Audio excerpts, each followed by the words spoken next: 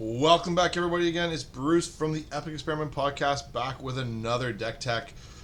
Today, we are going to go and highlight Shanna Purifying Blade, Mythic from Dominaria United.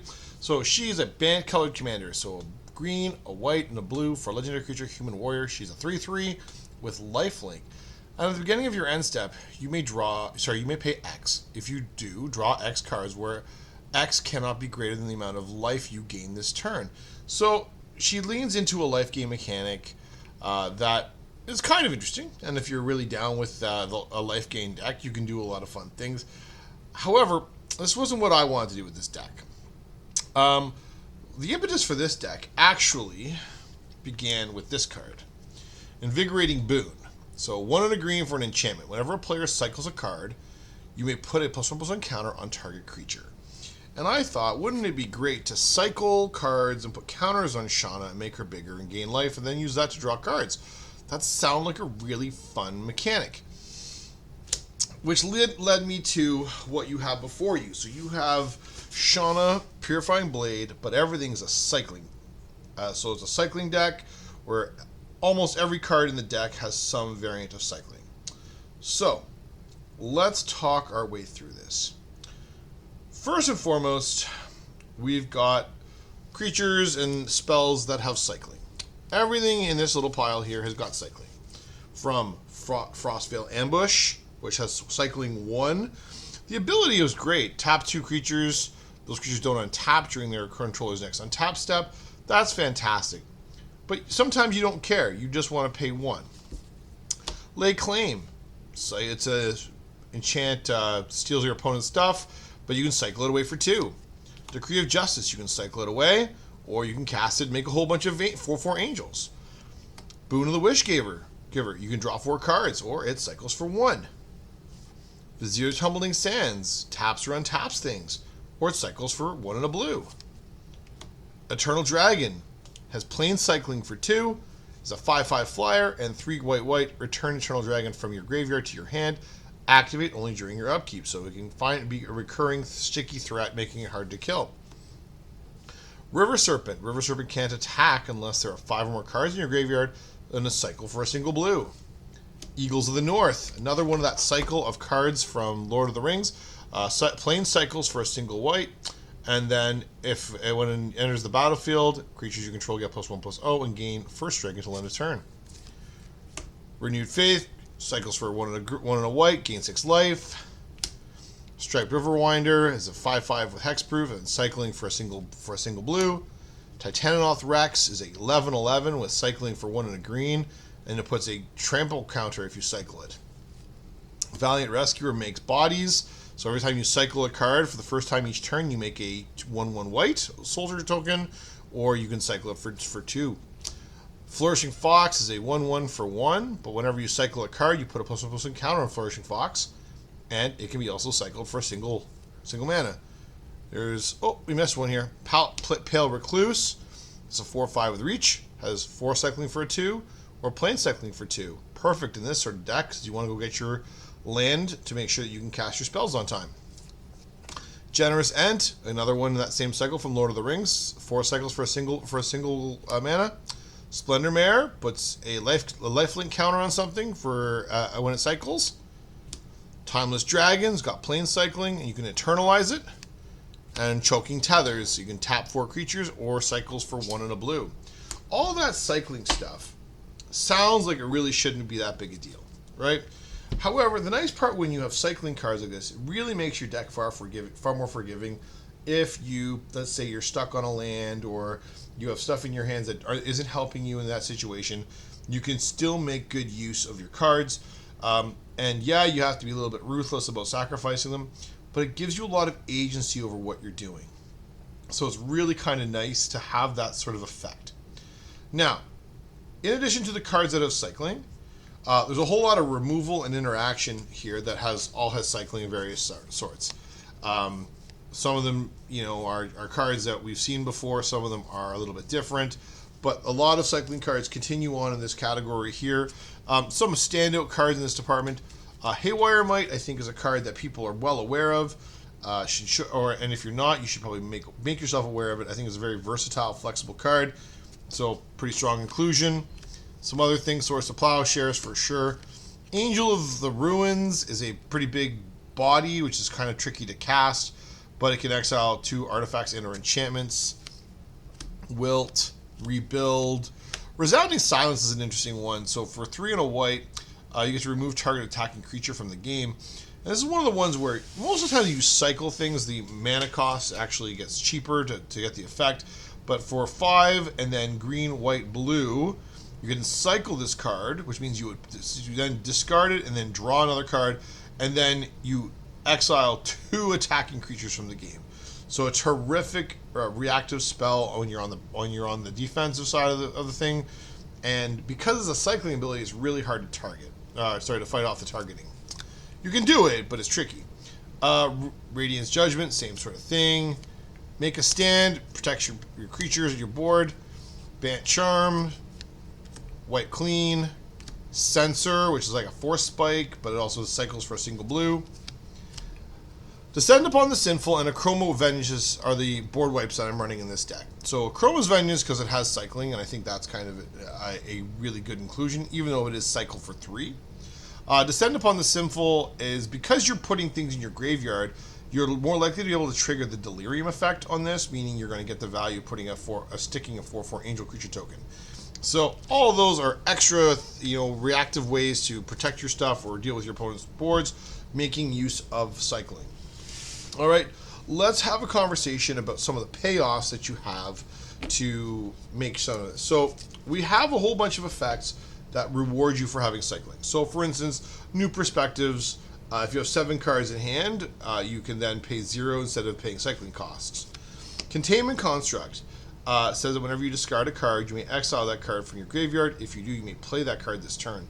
Because of the way cycling is worded, you discard a card, so you would pay the cost to discard the card to draw another one, but Containment Construct checks to see that you've discarded and then makes that card go into exile underneath it, so you can then use this at this turn, meaning you don't lose access to the spell. It's one of the ways you can protect yourself from having to cycle away something important so that you can draw a card. Maybe you're looking for a piece of interaction or another land or something, but now you could get access to it for the turn. Similar effect on Library of Lang is actually a really interesting one because it's similar effect too. So whenever a spell or effect forces you to discard a card, you may instead discard that card to the top of your library. So because of the way Library of Lang is worded and the way cycling functions, you don't ever actually discard the card you cycled. It just goes to the top of your library, and you get to draw it again. So you could reuse an effect a bunch of times. It's kind of neat, kind of weird. Fluctuator means cycling abilities cost 2 less. Escape Protocol says whenever you cycle a card, you may pay 1. When you do, exile target artifact.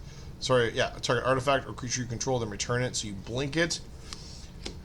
Bag of Holding, so whenever you discard a card, it goes underneath Bag of Holding, and you can get them back from sacrificing Bag of Holding back to your hand. The Herald of Forgotten is a really interesting one. So 6 white, so a really big creature. It's a 6/6 flying cat beast. And when Herald of the Forgotten enters the battlefield, if you cast it, return any number of target permanent cards with cycling abilities from your graveyard to the battlefield. So it could be a mass reanimation effect. If you've discarded a bunch of creatures and when you cycle them away, Herald could allow you to get a lot of them back. Abandoned Sarcophagus is another one. You may cast non-land cards with cycling from your graveyard, and if a card with cycling will be put into your graveyard from anywhere and it wasn't cycled, you exile it instead. All right, and then Drakehaven was whenever you cycle or discard a card, you may pay 1. If you do, create a 2/2 blue Drake creature token. So all these are some payoffs or ways to make good use of our stated ability of cycling. Then there's a bunch of other cards that play into the mechanics. So essentially cards that don't care that you've cycled, but care that you've drawn an extra card. So Alondra Skydreamer, so 2 blue for a 2/4 legendary creature, Merfolk Wizard.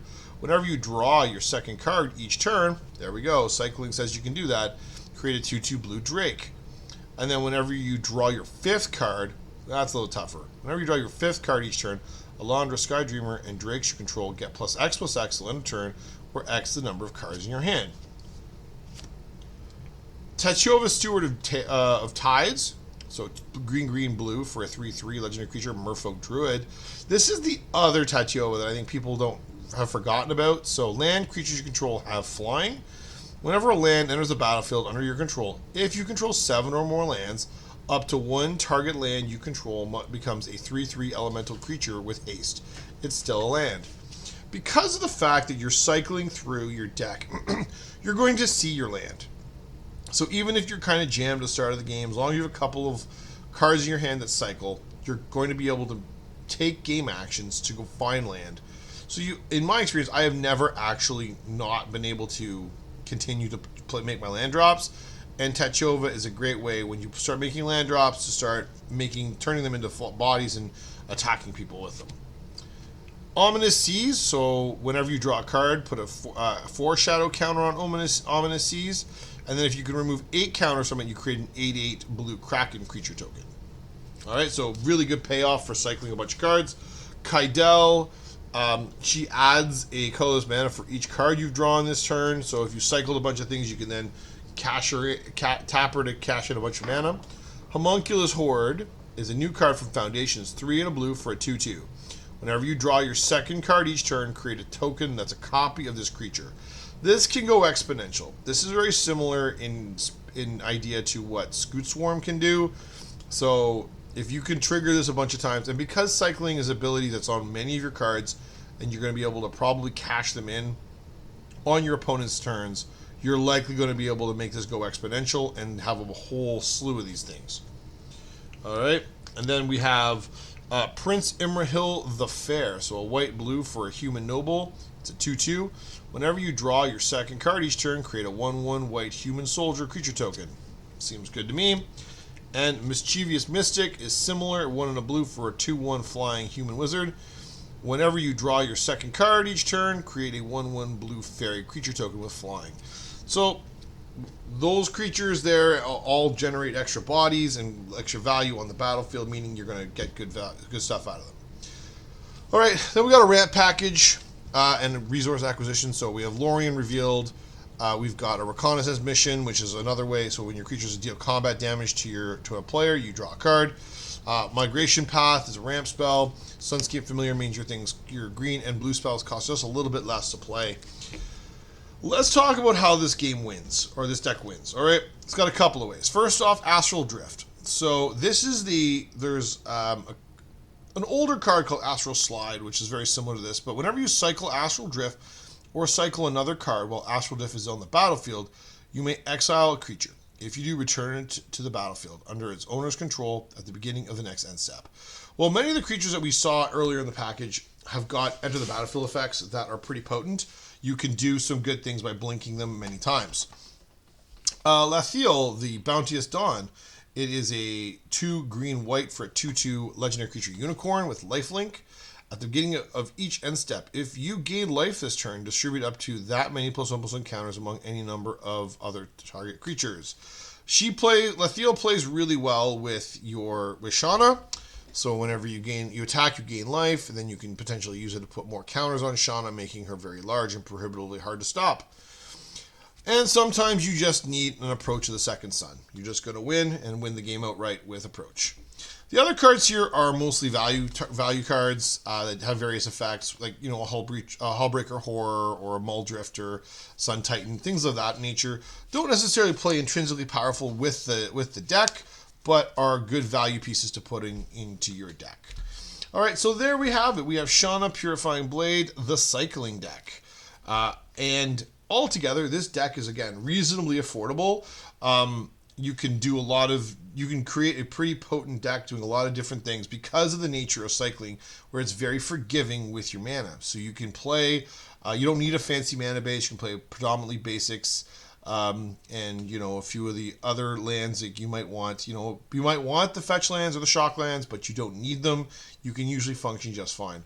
A lot of the lands also have cycling. There's plenty of those that are floating around at 1 and 2 mana to cycle, so they also are integral parts of your mana base to help you fuel your cycling penchants, and then to also allow you to go and find untapped lands or things that are going to be able to come to play more rapidly. So yeah, the deck's pretty affordable. You can go and scale it down. Not very many of the actual cards in the deck are prohibitively pricey. Some of the mana can be, because of mana in any multicolored deck that's more than 2 colors, can be very expensive. But you can always make some adjustments and cuts or changes based on what your financial need will be. So if you want to see the list, it's going to be down below in the show notes. Of course, check it out. And if you'd like to see all of the rest of our decks, you can check them out on our Moxfield account, or you can check out the podcast each and every week on your favorite podcast app. But that's Shanna Purifying Blade. I'm Bruce from the Epic Experiment Podcast, and that's me checking out. See you later, everybody. Have a good one. Talk to you soon. Bye.